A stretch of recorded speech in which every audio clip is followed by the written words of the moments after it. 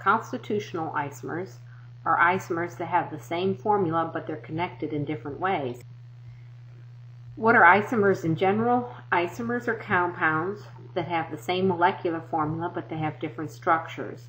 We have three different types of isomers. There are constitutional isomers, those that are due to a chiral carbon, and cis-trans isomers. The chiral carbons and cis-trans isomers are going to be covered in later chapters. Right now we're just going to look at constitutional isomers. Constitutional isomers have the same molecular formula, but the carbons are connected in different ways. Another way of defining a constitutional isomer is to say it has the same formula and a different bonding arrangement. Let's look at the first line of molecules that I've drawn.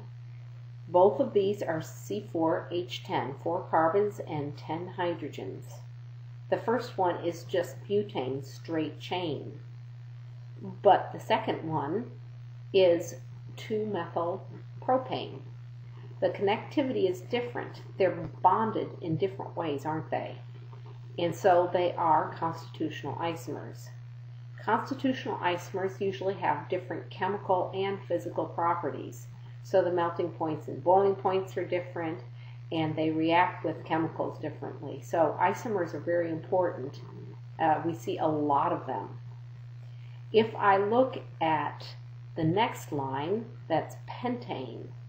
There's the straight chain pentane, then there's 2-methylbutane, and then you have 2,2-dimethylpropane.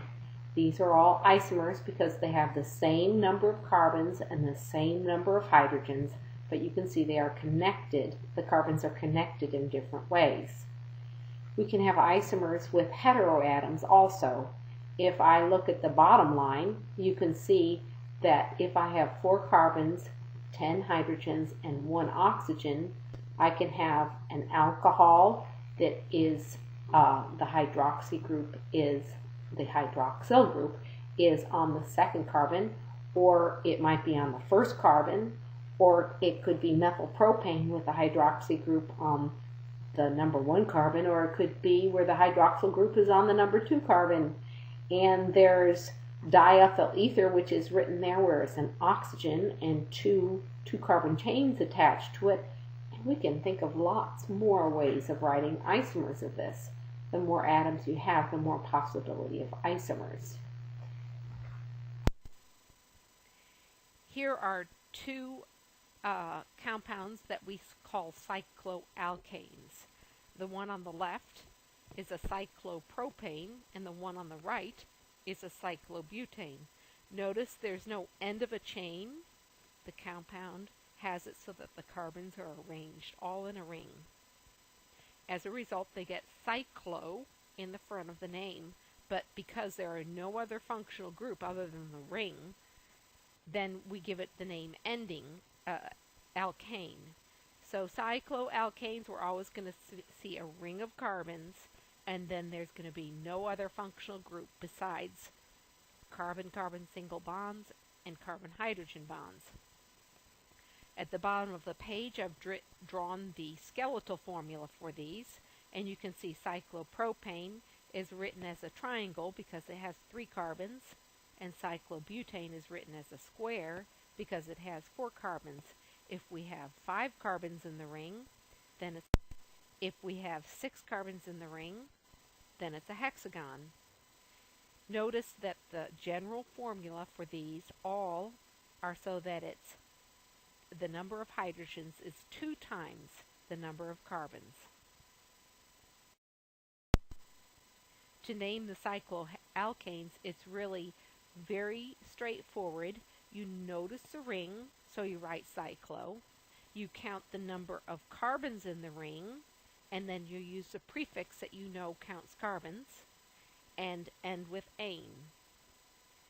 Then you find the substituents and name them, and then number them in that ring so that the lowest numbers are used. The highest priority group always gets the lowest number when there's more than one type of attachment, and the priority is given to those substituents that have the first order alphabetically. Now that's only when you have alkyl groups only. We're going to see that that changes when we have things besides alkyl groups. Here's an example. There are this is a ring, so we see the cyclo. There are 3 carbons in the ring, so it's cycloprop. There's no functional groups besides carbon-carbon single bonds and hydrogens on the carbon, so we call it cyclopropane. Then we see there is an attachment on that ring, and it's 1 carbon, so we call it methyl. Now notice I did not call this 1-methyl cyclopropane because if there's a methyl on there, we know where it's going to be in only one possible place, and so we don't have to number it there. If you have more than 2 substituents, you do have to number it. Here's an example of that. This is a cyclohexane ring because it's a ring with 6 carbons, and there are 2 methyls attached, so I say dimethyl. Where are they located? They're both located on the number 1 carbon, so I say 1,1-dimethyl cyclohexane. Now I'd like you to try to do this one. Notice this is an ethyl and a methyl, and if remembering the numbering, we have to have the lowest numbering system, so it's going to be 1 and 2. And what gets the lowest numbering one? The one that's at the first in alphabetical order. So go ahead and try and name this compound, and then resume to check your answer. If I look at this compound, you will see there's 5 carbons in the ring, so I call it cyclopentane. There is a methyl attached, so I put them in alphabetical order. And then the lowest number will go to the ethyl group, and the methyl gets a 2. Go ahead and try to draw this compound and place the substituents in the proper place. It says cycloheptane, so I know I need to have 7 carbons in a ring. It's 1 ethyl and 1,4-dimethyl. Let's put the ethyl on first. That's going to be the number 1 carbon. Then I'm going to put the 2 on, and one of them has to be on the number 1 carbon, and then the other will be on the number 4 carbon. It doesn't matter which way you go around the ring, you would find the structure is exactly the same. Be sure to do problems in the text as you read, and do the following end of chapter problems. You will find that there is an online quiz that is posted.